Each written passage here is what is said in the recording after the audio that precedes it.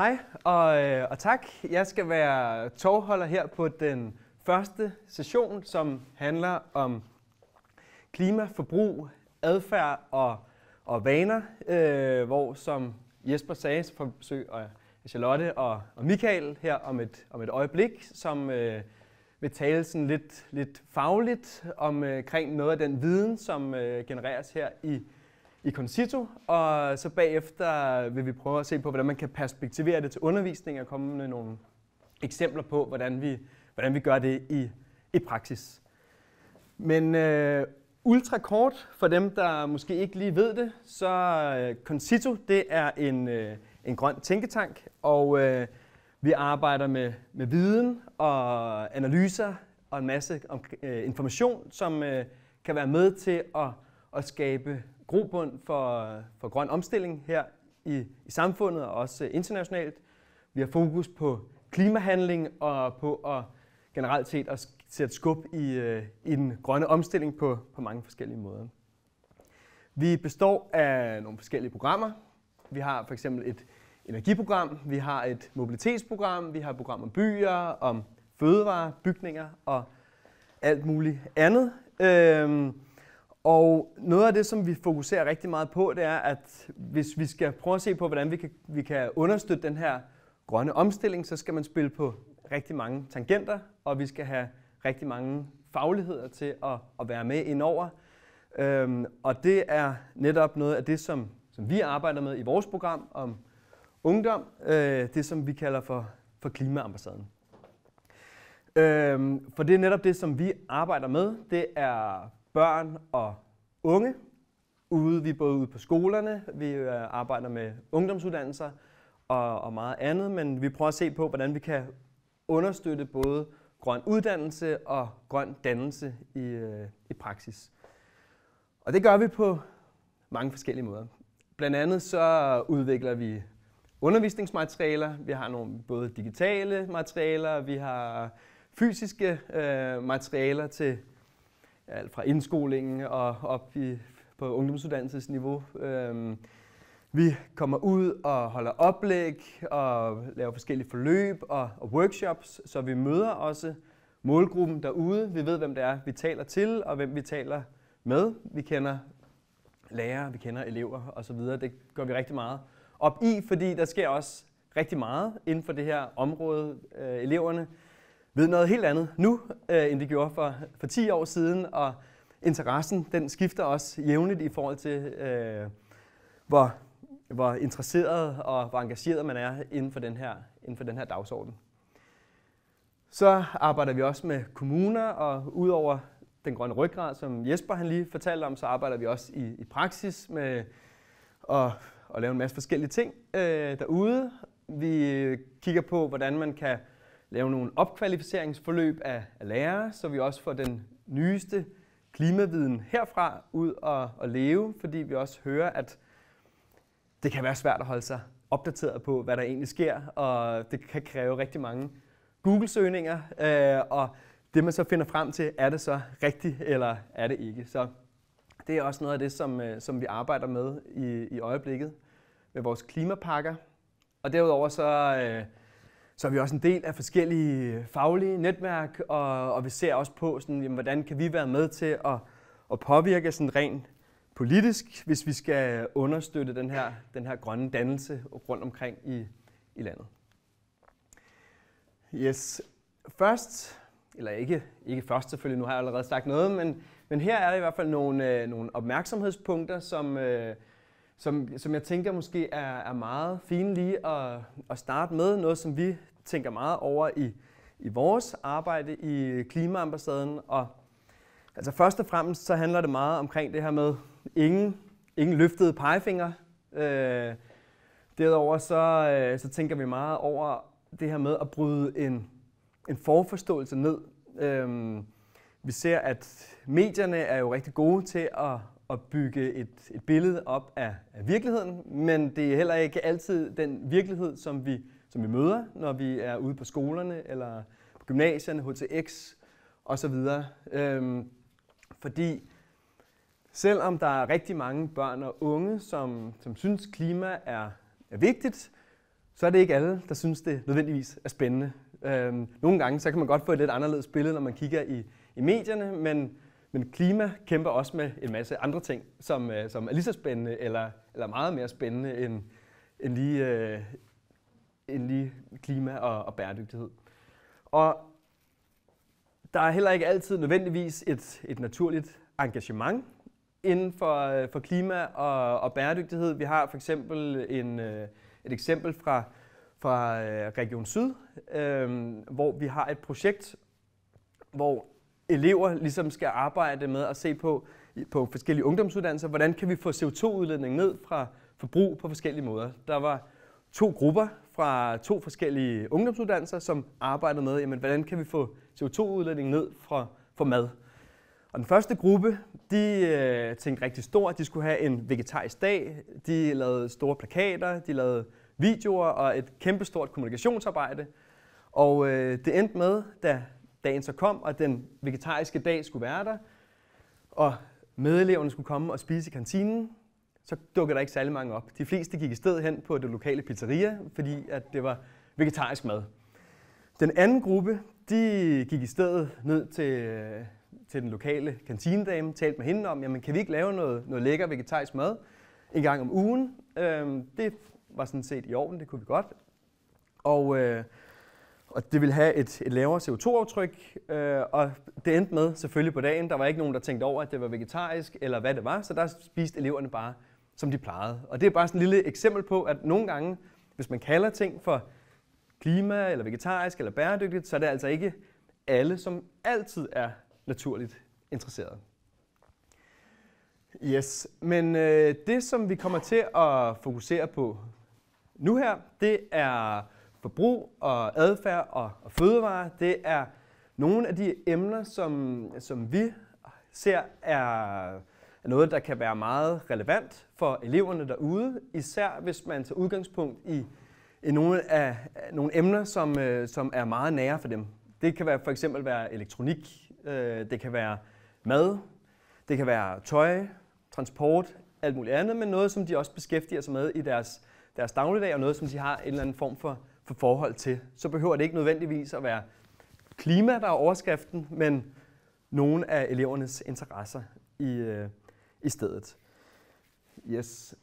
Men nu kommer der lige 2 faglige oplæg, og Michael Minter vil starte, som er programchef for Fremtidens Fødevare. Yes. Tak.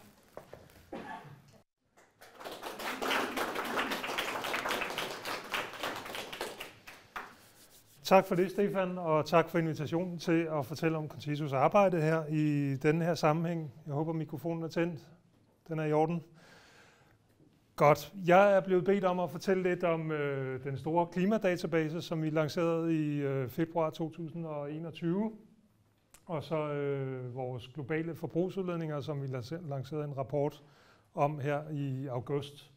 Og den deler vi op mellem os, Charlotte og jeg. Jeg fortæller lidt om de overordnede resultater og relation til fødevarer, og Charlotte kommer ind på flere elementer af det. Men den store klimadatabase,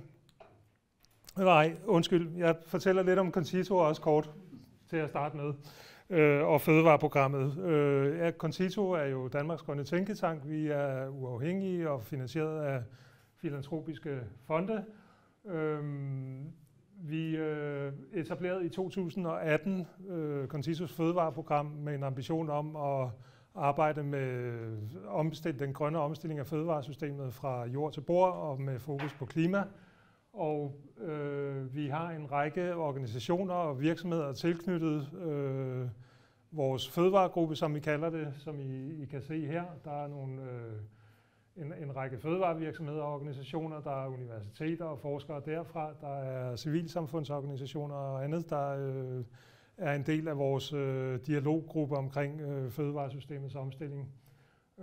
Og det har vi som sagt arbejdet med siden 2018 i fødevareprogrammet. For et par år siden, der udbredte vi så aktiviteterne til også at handle meget mere om forbrugsmønstre generelt, altså også vores forbrug af transport og bolig og tøj og elektronik og alt muligt andet. Det er altså også det, der er afspejlet i vores nye rapport om forbrugsudledninger. Vi har det her samarbejde og dialog med de forskellige virksomheder og forskerorganisationer, og så har vi jo Klimaambassaden, som Stefan har fortalt om, og de projekter, der kører der. Og det er en dialoggruppe eller netværksgruppe, kan man sige. Det er ikke sådan, at de her medlemmer har vetoret over vores konklusioner og anbefalinger i CONCITOs arbejde, men de er vigtige dialogpartnere for at give os en god fornemmelse af, hvad der rører sig ud i virkeligheden. Og det er jo også aktører med sådan lidt modsatrettede interesser en gang imellem, og det er super interessante dialoger, der kommer ud af det og gør os alle sammen klogere på omstillingsudfordringerne. Og lidt om baggrunden for den store klimadatabase og vores motiv for at tage fat i det projekt, det er jo, at når vi ser på fødevaresystemets udvikling globalt set og over de kommende årtier, så ser vi ind i en udvikling, hvis vi bare skalerer det op til 10 milliarder mennesker, som det ser ud i dag, hvor drivhusgasudledningen vil stige dramatisk, og i en situation, hvor den skal falde dramatisk. Så der skal ske en omfattende omstilling af det, og der er flere organisationer, der har lavet scenarier for, hvordan vi kan holde drivhusgasudledningerne fra fødevaresystemet i ave og reducere dem til det, de bør ligge på inden for Paris-aftalens grænser. Og der er forskellige tiltag, man kan arbejde med, både i produktionssystemerne og i fødevareindustrien, og noget af det, de så peger på, alle scenarier sammen, det er, at en af de vigtigste reduktionspotentialer i fødevaresystemet, det er at få ændret vores kostvaner fra den meget animalske kost, vi spiser i mange lande i dag, til meget mere planterig eller hovedsageligt plantebaseret kost. Det er der, det enkeltstående største reduktionspotentiale ligger. Så der er en klar anerkendelse af, at vi skal have ændret vores kostvaner, og I kender sikkert alle sammen de her kampagner, der har kørt viralt med hvad fuck er en bælgfrugt, og de nye officielle kostråd, som har inddraget klimahensynet i anbefalingerne. Og der er vi i CONCITO store tilhængere af de nye officielle kostråd i den forstand, at de vil være et kæmpe fremskridt i forhold til både folkesundhed og klima og miljø, hvis vi kan finde ud af at efterleve dem. Men der er et stort skridt derhen, før vi efterlever kostrådene. Der er for eksempel en anbefaling om, at vi maksimalt skal spise 350 gram kød om ugen, og det er cirka 1 kilo kød om ugen, vi spiser i dag. Så der skal cuttes 2/3 af i forhold til de her officielle kostråd, og det kunne også godt reduceres endnu mere, hvis man bare ser på klima- og miljøhensynet. Men her har de også forsøgt at ramme noget, der trods alt stadig er lidt relevant for den almindelige borger. Klimarådet har regnet på, hvad det vil betyde for drivhusgasudledningen, hvis vi holder os på det, der anbefales i kostrådene, og det vil kunne reducere drivhusgasudledningerne fra Danmarks fødevareforbrug med 45%, og det er bestemt en reduktion, der er værd at gå efter, og lad os starte der med klimakostrådene, så det bakker vi stærkt op om.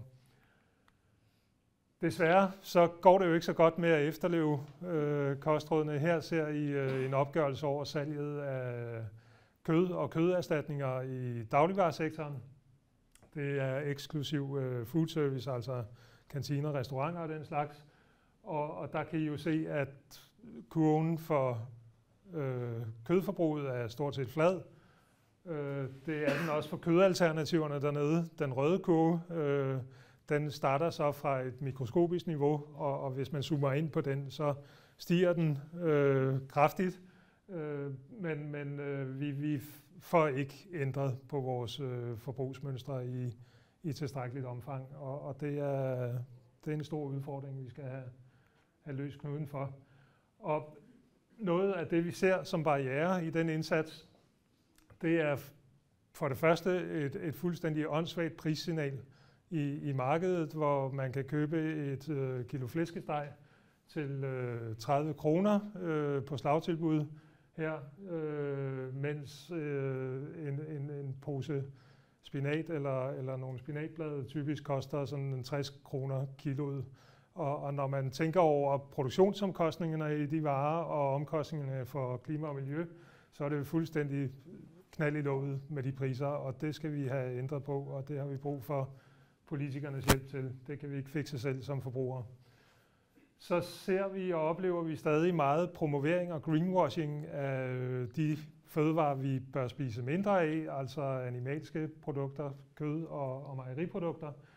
Og her er det et eksempel på en EU-finansieret kampagne, der promoverer osteprodukter i en reklamefilm, hvor de går og hiver parmesanoste op af jorden og plukker brieoste fra træerne og har et slogan om, at økologisk ost er lige så godt som alt muligt andet økologi eller et eller andet. Det handler ikke om at sælge Arlas ost eller Tises ost eller andre brands, men det handler om at promovere osteforbrug, og det er som med offentlige midler i støtte, og det er også helt skørt. Det skal vi have stoppet.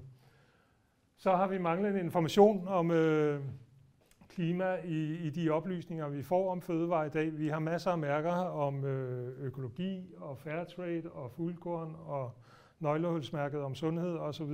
De har alle sammen relevante oplysninger og legitime hensyn i sig. Men der er ingen af dem, der oplyser os om fødevarenes klimabelastning. Så der skal vi have nye værktøjer på banen, og det er her klimadatabasen kommer ind i billedet. Så har vi manglende madlavningskompetencer, og det gælder jo hele vejen igennem systemet, lige fra de professionelle køkkener, altså kantiner og restauranter, men det gælder jo i den grad også hjemme i husholdningerne, hvor vi de fleste af os, tror jeg, godt kunne bruge bedre madlavningskompetencer i forhold til at lave hovedsageligt plantebaseret kost. Og det skal der i den grad også arbejdes med, men der kommer de her klimaoplysninger jo også ind i billedet for at trække os den rigtige vej. Den store klimadatabase, som vi som sagt lancerede i starten af 2021, den oplyser om klimaaftrykket på 500 almindelige fødevarer i dagligvarehandlen, og den oplyser klimaaftrykket fordelt på, eller samlet set på kilo drivhusgas per kilo vare, men så også opdelt på klimabelastningen i primærproduktionen, altså i landbruget. I ILUC hedder det Indirect Land Use Change, det er et udtryk for arealanvendelsen til fødevareproduktionen. Så er der noget forarbejdning i fødevareindustrien, der er noget emballage og transport, og der er noget køl og opbevaring i detailhandlen, som også er oplyst i tallene her. Og den kan jo bruges på mange forskellige måder. Her er det meget sløret og så videre, men det er et diagram, der viser forskellen på de grønne søjler. Det er uforarbejdet frugt og grønt, som ligger meget lavt i klimabelastningen. Så er der noget forarbejdet, plantebaseret.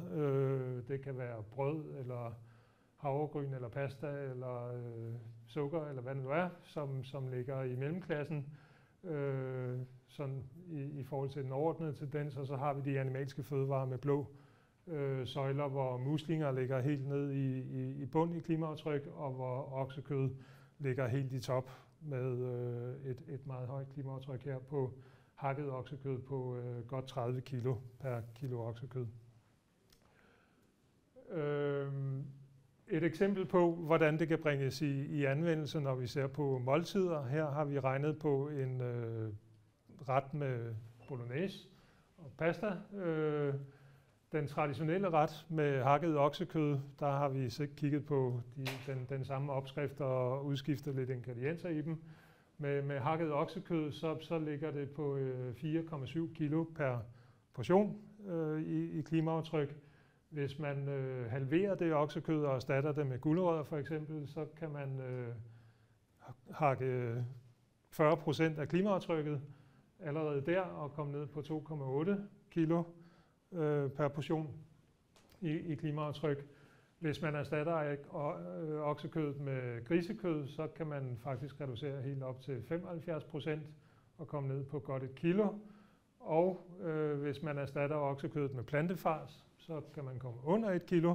Så det er altså det bedste valg, og hvis man vil undgå den der forarbejdede variant af det, så kan man også erstatte med gulerødder og linser at komme på 0,9. Og det er de der decimaler, skal man ikke tage sådan alt for alvorligt. Det er størrelsesordner, og de må siges at ligge på niveau med hinanden, de to plantebaserede, som altså er den bedste variant af en bolognese.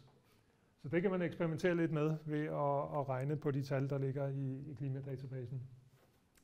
Her er en anden sjov illustration af størrelsesordnerne i resultaterne i klimadatabasen.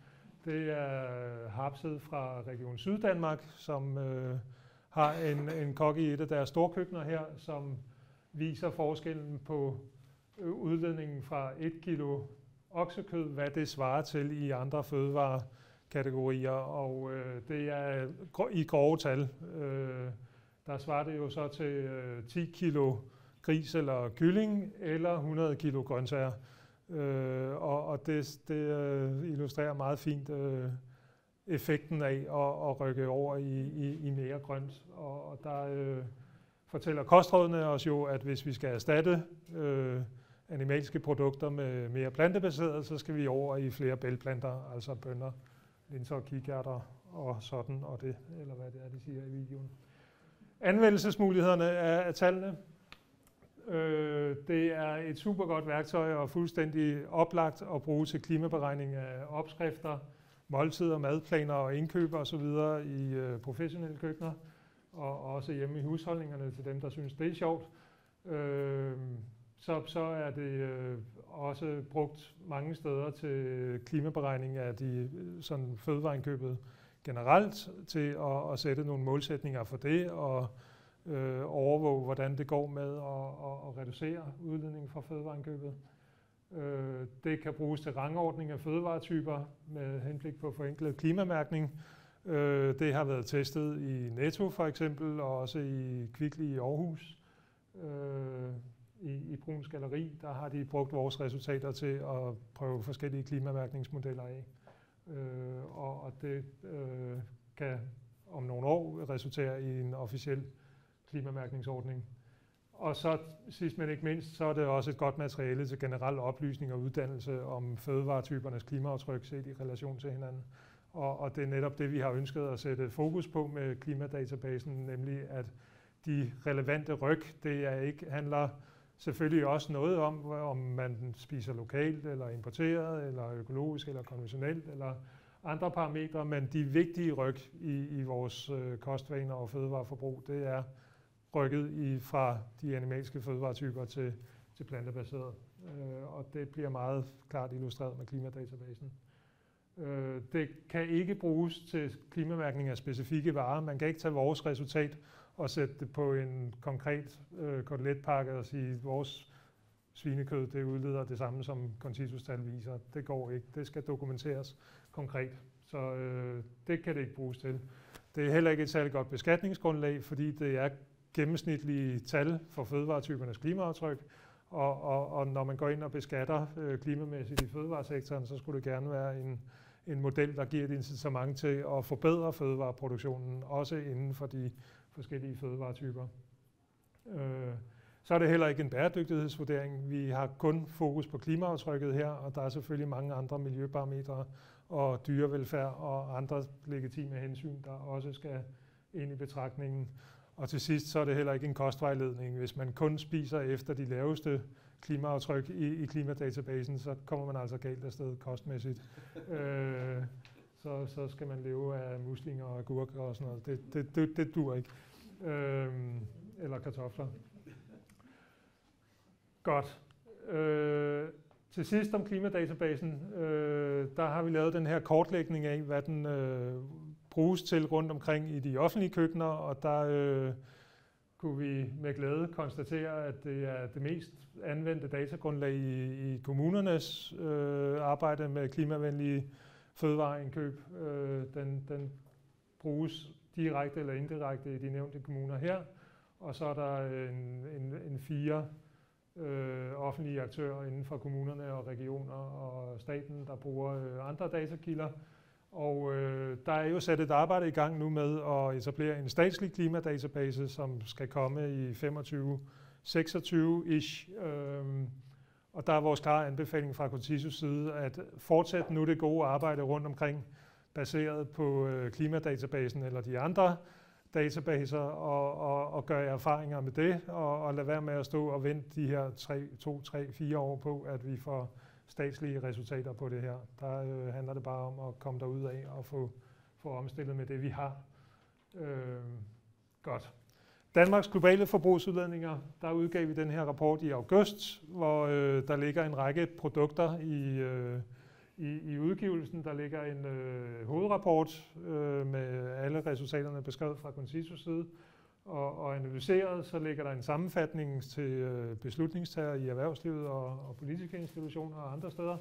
Og så ligger der en baggrundsrapport fra vores samarbejdspartnere i 2.0, LCA Consultants og Aalborg Universitet, med forklaringen af, hvordan vi regner os frem til resultaterne. Og så ligger der til sidst et Excel-ark med forskellige kategoriseringer af resultaterne, med helt, hvor de her 13 ton, vi kommer frem til per dansker, er fordelt på op til 280 forskellige forbrugskategorier, hvis man vil nørde ned i det. Så der ligger masser af interessant materiale, hvis man vil blive klogere på Danmarks globale forbrugsudledninger og hvad de består af. Lidt om baggrunden for, at vi tager fat på det. Vi har jo arbejdet med det i Consensus-regi siden 2010, hvor vi udgav den første rapport om forbrugerens klimaaftryk, og der kom vi frem til 19 ton per dansker. Det justerede vi så ned til 17 ton per dansker i 2014, baseret på forventninger om et renere energisystem og den slags. Og så er der også andre aktører, der har lavet deres beregninger af vores globale forbrugsudledninger. Og for at beskrive, hvad det er kort, så er det jo den klimabelastning, som vores forbrug i Danmark giver anledning til. Så det er altså inklusive klimabelastningen fra de varer og tjenester, vi køber i udlandet, og eksklusive de varer, vi eksporterer fra Danmark til andre lande. Så det er en anderledes betragtning end det, vi taler om, når vi normalt taler om Danmarks klimaregnskab. For der måler vi vores territoriale udledninger, som man kalder det, og det er de udledninger, vi har fra Danmarks territorium og dansk produktion. Og der er jo en del produktion til andre lande i det også, og så videre. Så det er forskellige anskuelser, og forskellen på det, kan man sige, i forhold til forbrugsudledninger, det er, at når vi ser på udledningen fra vores forbrug, så er cirka halvdelen af det fra Danmark, og den anden halvdel er fra udlandet, og det giver en væsentlig højere klimabelastning per dansker, end det gør, når vi kun regner på de territoriale udledninger. Og den belastning har vi jo også et ansvar for at håndtere og bidrage til at reducere, set i det globale perspektiv. Og særligt i et rigt land som Danmark, hvor vi har et højt forbrug, der er det en god idé at interessere sig for, hvordan vi får brugt den velstand på en mere klimavenlig og fornuftig måde. Resultatet overordnet er, at vi har en samlet udledning på 74 millioner ton CO2-ekvivalenter, som vi kalder det. Det er en samling af hele klimapåvirkningen med CO2 og metan og lattergas og vanddampe fra fly og alt muligt andet, der er samlet i det tal. Det svarer til 13 ton per indbygger, og indbygger her, det er altså alle lige fra spæd til gammel. Og det er klart, at vi har meget forskellige forbrugsmønstre, som Charlotte vil komme ind på senere, som også skal tages højde for her. Det er et lavere tal end tidligere, og det er jo positivt, kan man sige, at det i hvert fald ikke går den forkerte vej. Det negative er så, at det går alt for langsomt den vej, det skal. Vi har de her 13 ton per indbygger, og set i forhold til det globale gennemsnit, så er det dobbelt op cirka, eller godt og vel, i forhold til, hvad en global gennemsnitsborger udleder. Og det er godt og vel 4 gange så meget, som det bør ligge på i 2030. Så der er en stor reduktionsudfordring foran os. Det består af de her største udledningskategorier, når vi forsøger at kategorisere det. Det kan man gøre på mange måder. Den her kategorisering er et samlet bud, hvor vi kan se, at transport er den største udledning, når vi ser på forbrugsudledninger med 24%, og fødevare står for 20%. Offentlig sektor, det er jo alt fra hospitaler til undervisning til omsorg og infrastruktur og forsvar og administration og alle de ting der. Så det er mange ting, der er puljet der i de 18%. Så er det vores bolig og el og varme, som jo har en klar relation til boligen også, som står for 13 og 9%. Så det er de store kategorier, som vi skal adressere, når vi skal reducere vores forbrugsudledninger. Så er der de lidt mindre kategorier, men dog stadig væsentlige at få håndteret. Det er fritid og kultur, som er en ny kategori for os i arbejdet med de her ting. Den har vi ikke haft fokus på eller opgjort tidligere, men det viser sig faktisk, at den har en udledning, der er relevant at se på, hvad den består af, og hvor der kan reduceres der. Det er ikke for at sige, at man ikke skal gå i biografen og i teateret osv. Det skal man bestemt. Det er en god og klimavenlig brug af vores penge, men der er en udledning at håndtere i den sektor også. Og det er jo alt fra byggeri og sportshaller til energiforbrug i teatre og materialeforbrug der. Så har vi tøj med 3%. Vi har personlig pleje, som er alt fra cremer til hårbørster. Og vi har møbler og boliginventar med 2%, og så har vi finanssektoren, som også omfatter forsikringer og så videre, som den sidste af de 10 kategorier her. Der er mange flere kategorier. Man kan se fint opdelt i materialet, men det er en overordnet kategorisering af det.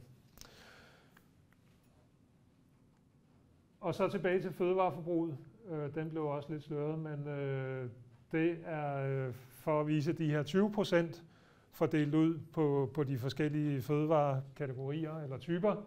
Og der viser tallene faktisk, at vores oksekødsforbrug i Danmark udgør over halvdelen af fødevareforbrugets klimabelastning.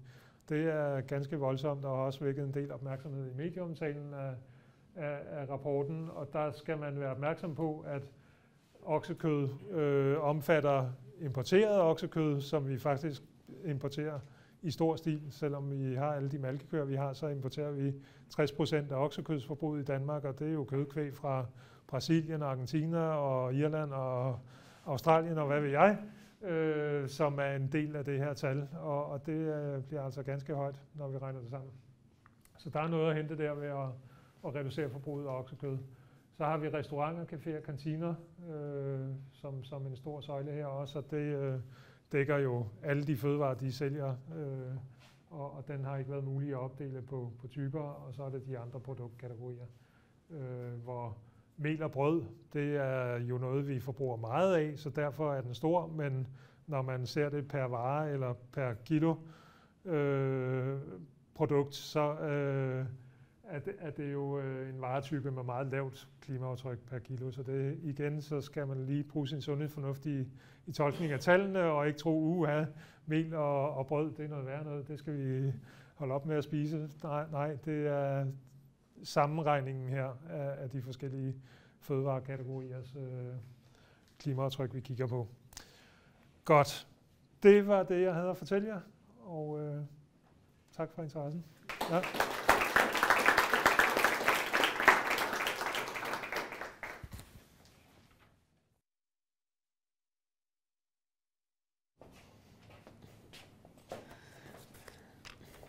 Tak, Michael. Så er det min tur. Mit mikrofon, den er fin.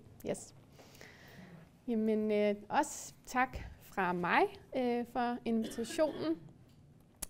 Jeg hedder Charlotte og er adfærdsanalytiker her i Concito. Og egentlig er det lidt sjovt, fordi jeg arbejder ikke sådan så meget med adfærd, men alt det, der ligesom former vores adfærd. Og det kommer jeg meget mere ind på. Så arbejder jeg også med fødevarer og kostvaner og madkultur, men jeg arbejder også med forbrug på alle mulige andre måder og i alle mulige andre sektorer. Så jeg arbejder sådan lidt på tværs af programmerne her i Concito, som I så tidligere præsenteret. Og jeg kommer til at fortælle en lille smule mere om vores forbrugsbaserede udledninger, den rapport, vi har lavet her for nyligt, som Michael har givet en introduktion til, og prøver at, kan man sige, få nogle af de her pointer talt lidt ind i, hvad betyder det egentlig, når vi snakker ton CO2-udledning og ekvivalenter og alt muligt. Hvad betyder det for den måde, vi lever på og indretter os på som samfund? Og hvad skaber det muligheder for forandring, som vi jo, kan man sige, står over for virkelig at skulle, ikke? Når man også ser Michaels grafer og tal for, at der er ikke så meget, der rykker sig på fødevarefronten, og det er der altså heller ikke på andre punkter af vores forbrug. Så det bliver vi jo nødt til at virkelig gøre noget ved. Udgangspunktet, som I allerede har hørt en lille smule om, det er, at vores altså det Danmarks, kan man sige, globale forbrugsaftryk, eller klimaaftryk baseret på vores forbrug, ligger på de her 13 ton CO2-ekvivalenter per borger per år. Og til sammenligning, så ligger en verdensborgers forbrugsbaserede udledninger per år på 6 ton. Og hvis vi skal komme i mål med vores 1,5 grads målsætning, som vi jo i princippet blev enige om, at vi gerne ville i Paris-aftalen, så betyder det faktisk, at vi helst ikke skal udlede mere end 3 ton CO2-ekvivalenter per verdensborger i 2030. Så der kan I godt se, at der er altså et langt stykke vej endnu, og vi har ikke så super mange år til 2030. Selvom vi måske ikke har lyst til helt at tænke over, lige om lidt står der 2024 i kalenderen. Men det bliver vi altså nødt til. Så det giver jo anledning til, at vi har behov for en ret anderledes ambitiøs og transformativ klimapolitik. Og det kommer vi jo ikke bare, kan man sige, kommer jo ikke bare af sig selv. Det er vi jo nødt til at give op. Så ser vi også, og det kommer jeg ind på, det vil nok være det, jeg sådan primært vil prøve at folde ud. Det er det her med, at vi har et klimaansvar for at nå i mål, men det er ikke nok at kigge på, at vi har et personligt klimaansvar. Altså at individet ligesom skal rykke alle de her ting. Det er et alt for stort ansvar at lægge på os som individer. Og det taler jo også lidt ind i det større tema i dag i forhold til undervisning og prøve at rumme børn og unge i det her også. For der er mange, der går rundt og hører, at vi ligesom selv skal vælge os ud af klimakrisen. Og det er jo en voldsom besked at få, både som voksen, men jo også som barn og ung. Så vi er nødt til at prøve at italesætte det her på en anden måde og tage vores ansvar seriøst som samfund. Vi kommer frem til, at vi i Danmark så, ud fra de her tal, bør bestræbe os efter en minimum en halvering af vores forbrugsudledninger i 2030. Og det bør egentlig være mere, hvis vi virkelig skal tage vores klimaansvar seriøst og bidrage til en retfærdig global omstilling. Men eftersom en halvering er drastisk nok, kan man sige, så er det det, vi støtter op om, at vi skal stile efter. Nu kommer der også endnu et af de her dejlige teksttunge slides, som er svære at se. Egentlig så ridser de bare op af, hvad betyder det, hvis vi ikke ændrer noget? Og hvad vil det egentlig sige, hvis nu alle verdensborgere levede ligesom os i Danmark? For så vil det faktisk sige, at vi havde næsten dobbelt så stor en udledning på verdensplan, hvis alle ligesom levede som os. Altså på knap 100 gigaton CO2-ekvivalenter per år per person. Nej, ikke per person. Dog ikke. Frem for den nuværende udledning på godt 50 gigaton CO2-ekvivalenter per år. Og ifølge Paris-aftalen, så skal vi faktisk ned på en global udledning, der svarer til 33 gigaton CO2-ekvivalenter per år. Så det betyder grove tal, som jeg har været inde på før, at hele verden bør halvere CO2-udledningen fra 2020 til 2030. Og det skal vi så som minimum også.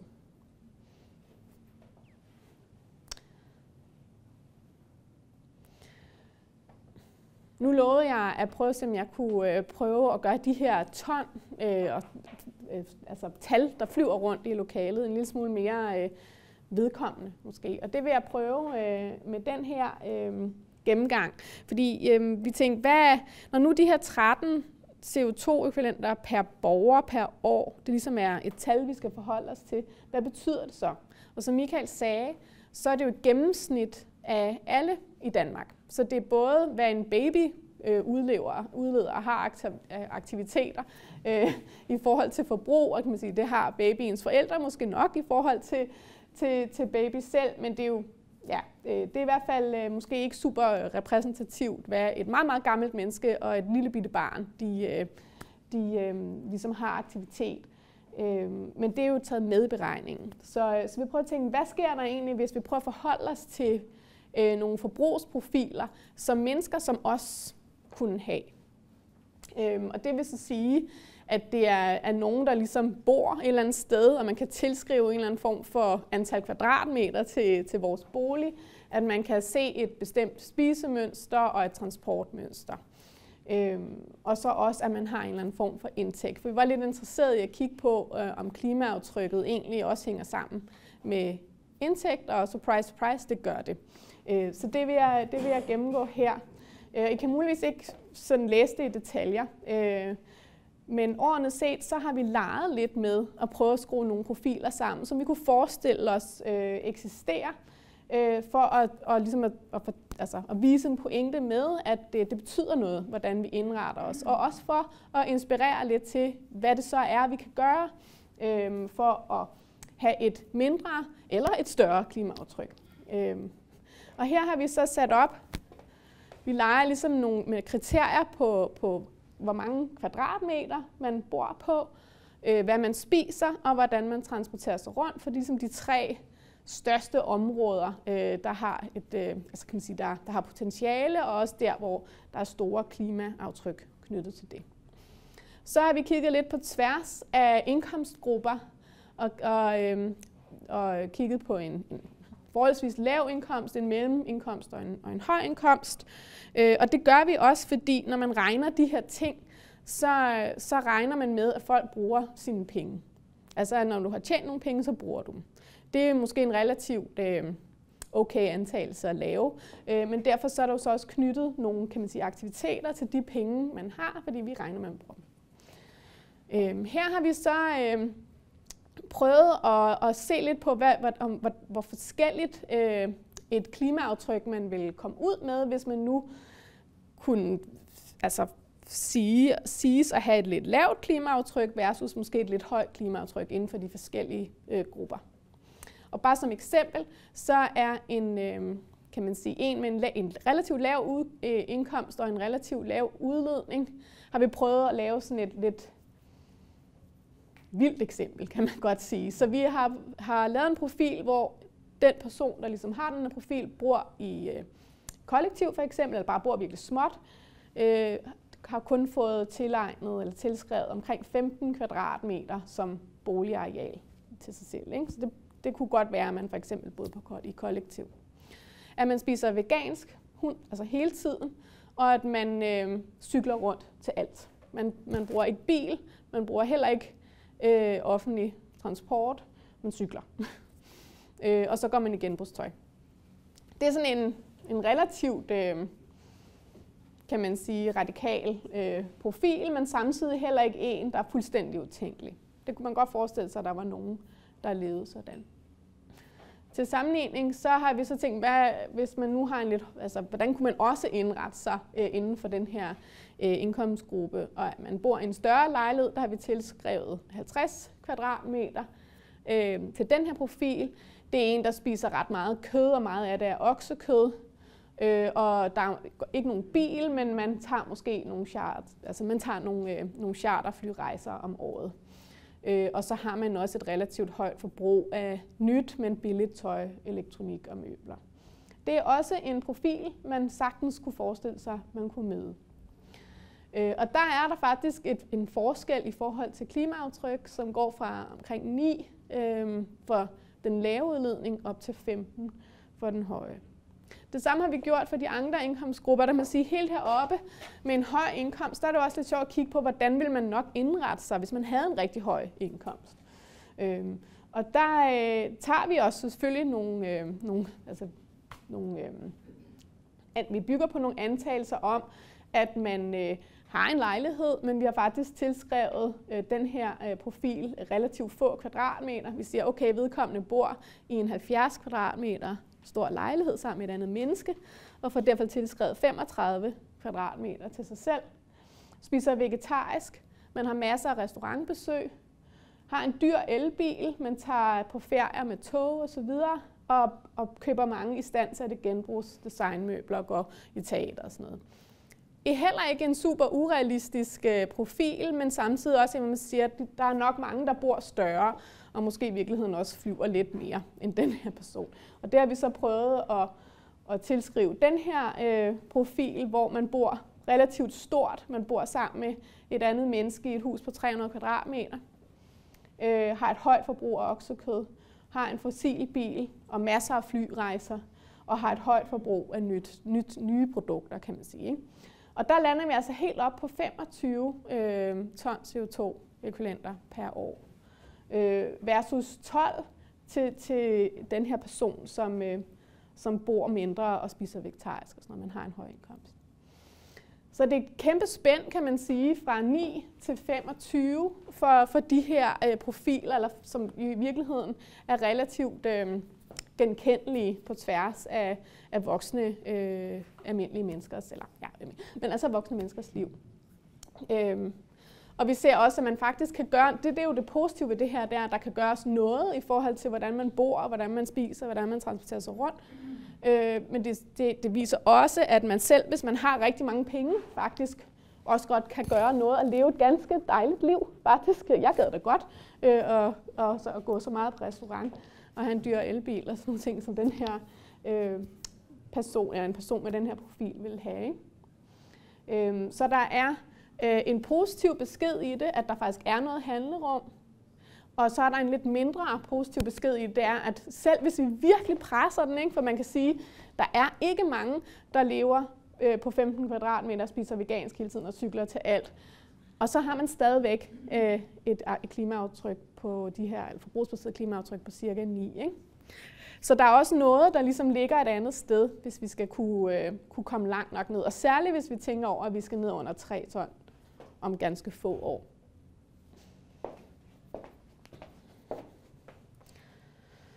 Så hvor går grænsen? Er vi simpelthen nødt til at begynde at tale om grænser? Jeg har kun 5 minutter. Okay, jeg må hellere speede lidt op. I kan kende den her fra før. Vi skal nok til at tænke lidt over, hvordan vi indretter os som samfund, når vi i hvert fald er egne, sådan kan man sige, med egne tiltag ikke kan komme langt nok ned, så er vi nødt til som samfund at tænke over, hvordan indretter vi os så, hvis vi skal skabe rammerne for gode klimavenlige liv, som er inden for de her planetære grænser.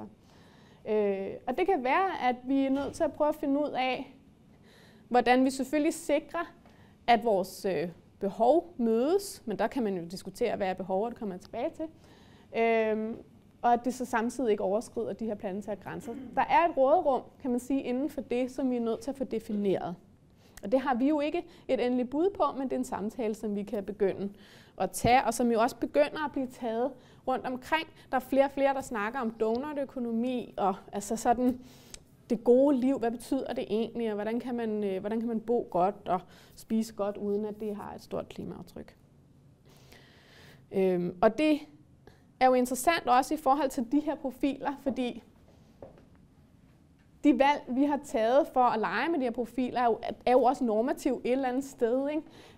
Her der har vi sådan lidt en idé om, at nogen, der er meget rige, også bor rimelig stort og gerne vil spise meget oksekød og sådan noget. Det er jo ikke en naturlov. Altså, det kunne sagtens se anderledes ud. Så de her kriterier kunne se anderledes ud. Og det der med, at en god bolig er en stor bolig, er jo noget, vi på en eller anden måde er blevet enige om på et eller andet tidspunkt. Det er jo ikke altid været sådan, og det er heller ikke sikkert, at det altid bliver ved med at være sådan. Og det skal vi i hvert fald sikre, at det ikke bliver ved med at være. Ikke? Det samme med at spise masser af oksekød. Hvorfor er det lige pludselig blevet, altså, kan man sige, ledestjernen for det gode måltid? Og det, at vi skal transportere os rundt og nå, altså komme meget hurtigt rundt alle mulige steder, har jo heller ikke altid været sådan. Så der er masser af normativitet i det, der er masser af kulturelle valg, samfundsvalg i det, og politiske valg også, kan man sige, strategier, som vi jo godt kan arbejde med. Og det er der, hvor det begynder at blive svært, fordi meget af det, der ligesom former de her forestillinger om det gode liv, det er noget, der sker lidt usynligt. Der er ting, vi kan se hinanden gøre. Vi kan se, hvor mange, der går rundt hernede. Nu er der så ikke så mange. Og der er faktisk mange, som er ved at købe julegaver sikkert til folk. Og sådan. Der er en eller anden idé om, at der er et ret stort, kan man sige, forbrugsmekka-agtigt knyttet til gågaderne. Det kan vi jo se, men vi kan ikke se, hvorfor det er sådan. Hvorfor er den gode gave noget, man har købt noget for nyt nede i et eller andet af de her forretninger? Hvorfor er det ikke en genbrugsgave, for eksempel? Eller hvorfor er det overhovedet noget materielt? Altså alle de her ting, det er jo noget, der ligesom ligger nedenunder overfladen, og som man skal begynde at gribe ind i, og begynde at samle op og snakke om, og se, hvad er det så, der giver os anledning til at føle, at vores liv er godt? Er det virkelig det her kæmpe store forbrug? Eller er det adgang til andre mennesker, en følelse af at høre til, en følelse af tryghed og sikkerhed, at kunne få lov til at agere autonomt. Altså alle mulige ting, som ikke nødvendigvis er knyttet til et kæmpe stort klimaaftryk eller et stort materielt ressourcetræk. Jamen, jeg kan godt se, jeg har et eksempel, og så tænker jeg, er det okay? For noget af det her kan jo godt blive lidt abstrakt. Og jeg plejer at bruge transportmønstre som et eksempel, som de fleste godt kan kende sig selv i også. Fordi den måde, vi transporterer os rundt på, er jo ikke alene influeret af vores individuelle valg og ønsker. Der er rigtig meget, som giver den måde, vi transporterer os rundt på, i forhold til, hvad det er, vi skal. Og vi går alle sammen på arbejde, vi skal alle sammen ud og købe ind. Der er nogen, der har brug for børnepasning, der er nogen, der går i skole, der er nogle fritidsaktiviteter. Alle de her ting skaber en eller anden form for transportbehov. Og det bliver så båret af den infrastruktur, der er, de forestillinger, der er om, hvor hurtigt det skal gå, hvor komfortabelt det skal være, hvordan man bevæger sig godt rundt, og selvfølgelig også masser af vaner, hvad vi er vant til, hvad var det nu lige, vi gjorde i går, og kompetencer. Så alle de her ting er med til at give bestemte transportmønstre. Og vi kan jo meget hurtigt, når vi begynder at tænke på det som i forhold til infrastruktur og fysisk planlægning, kan vi også meget hurtigt se, hvad det er, der bliver skabt plads til. Det her er så et billede fra, jeg vil tro, USA. Men i Danmark er der jo også mange veje, der fylder meget, og vi bliver ved med at udbygge vores vejnet. Så bilerne fylder rigtig, rigtig meget, og menneskene, altså fodgængere, er så lidt sådan pakket væk, og man har ikke så meget plads. Vi er lidt bedre til det i Danmark, måske meget bedre til det i Danmark, end de er i USA, men vi er stadigvæk, kan man sige, ikke gode nok til det. Og det tænkes jo ind i den fysiske planlægning, hvordan vi skal bevæge os rundt, og det er også med til at fastholde nogle måder at gøre tingene på. Det samme er forestillingerne om det gode liv. Der er altså stadigvæk tilknyttet en eller anden idé om frihed, når man tænker bil. Og der er ret mange, kan huske, det gængse argument imod en elbil for nogle år tilbage var, hvad nu hvis jeg lige har lyst til at køre til Paris i weekenden, eller sådan et eller andet, ikke? Og der kan man sådan ved første omgang sige, ja, måske er en elbil lidt mindre fleksibel. Og så bagefter så tænker man, hvor ofte kører man til Paris i weekenden? Altså, det er jo ikke et behov, man skal købe bil efter. Men det bliver det bare lidt. Og hele det her med, at vi har altså ret til at komme ud og se verden og flyve rundt. Og vi er også så travlt, og det sner, og det er koldt og alt muligt. Vi vil gerne et varmt sted hen. Det er jo heller ikke en naturlov. Det er også noget, vi har bygget op sammen. Så der er også masser af mulighed for at bygge nogle andre forestillinger op, og nogle andre idéer om, hvad der er godt og dejligt sammen. Jeg tænker, at jeg troede ellers, jeg havde ret godt styr på tiden. Det havde jeg ikke. Så jeg vil stoppe den her. Vi skal selvfølgelig bare huske, at der er mange om at bære ansvaret i forhold til at skabe handlerum for det her. Det kan vi ikke gøre alene som individer. Det kan vi gøre i fællesskab. Ja, jeg tror, det er det.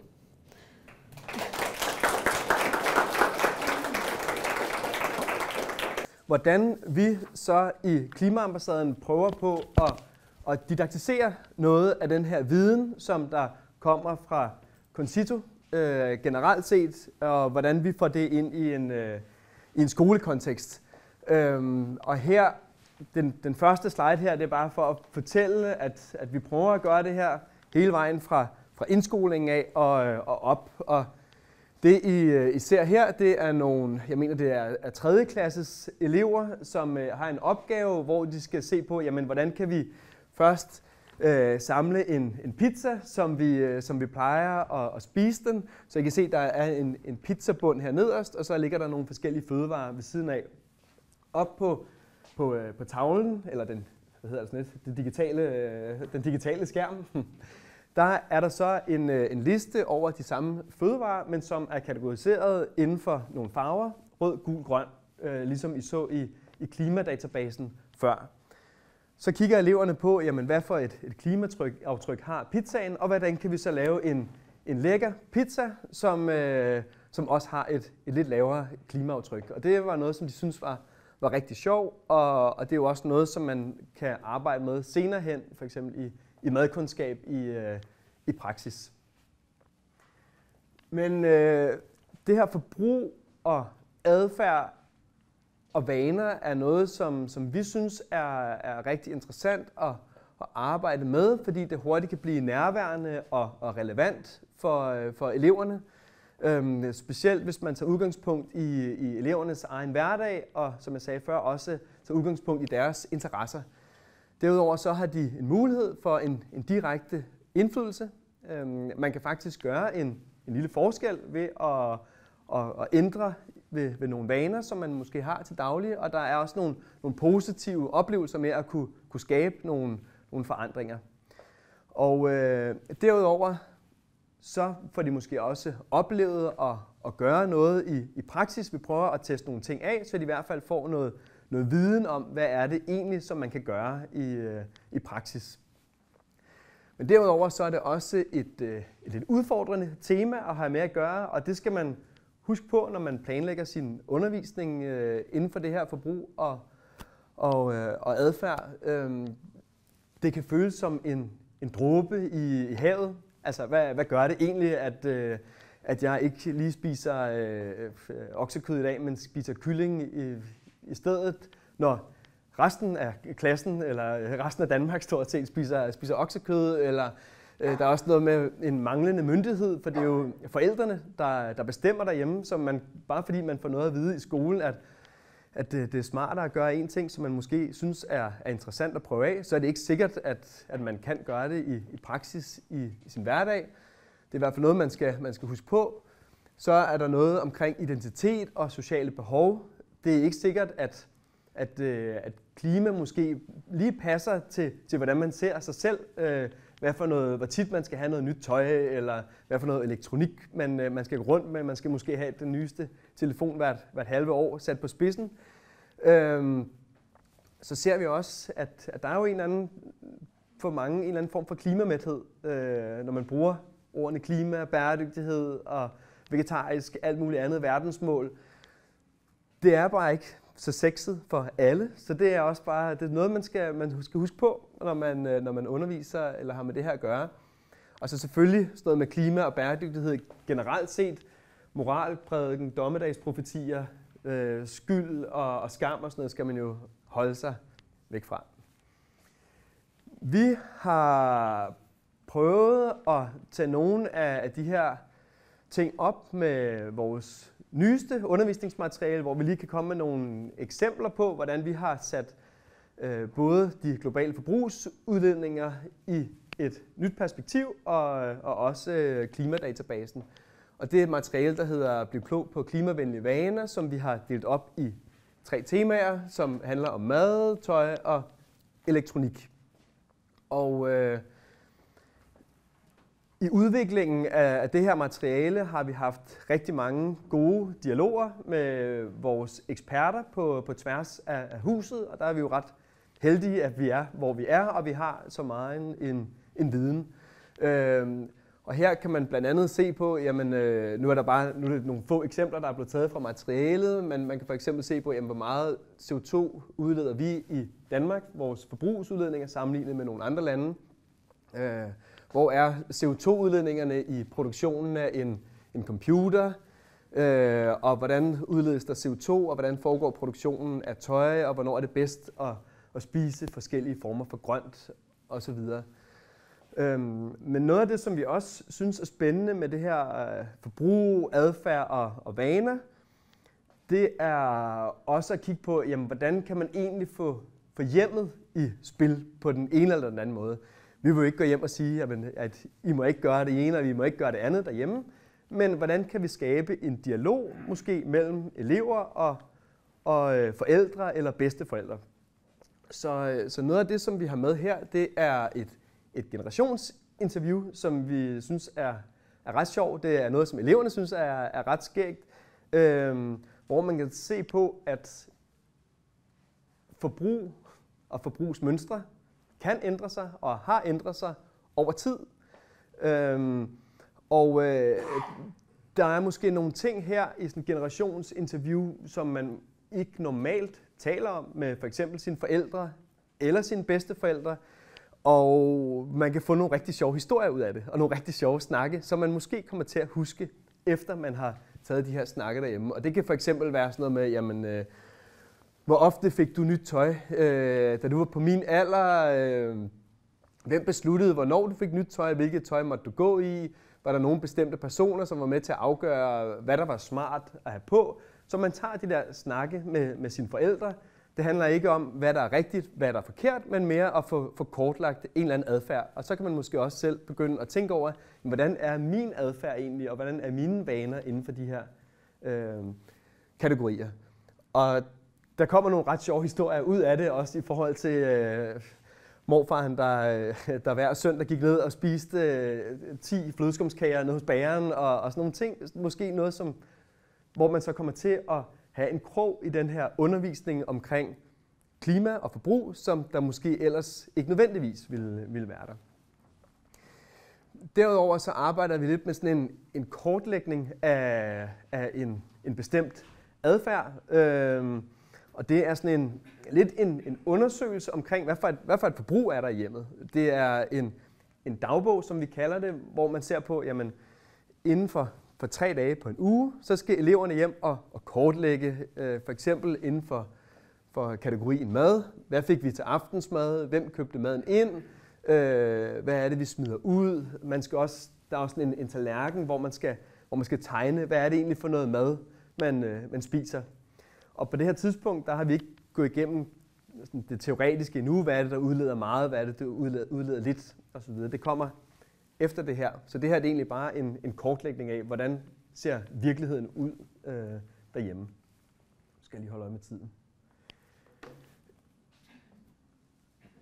Efter man så har fået noget mere sådan klimaviden, så går man tilbage til noget af det her, den her adfærd, som man har kortlagt, og så skal eleverne i fællesskab prøve at se på, jamen, kan vi stille nogle udfordringer op, så vi kan prøve at se, hvordan kan vi faktisk få det her klimaaftryk ned, og det kan jo være nogle vilde idéer, eller det kan være nogle knap så vilde idéer. Det skal så sætte det ind på det her kompas. Er det nemt at gennemføre? Er det svært at gennemføre? Er det meget bæredygtigt eller mindre bæredygtigt?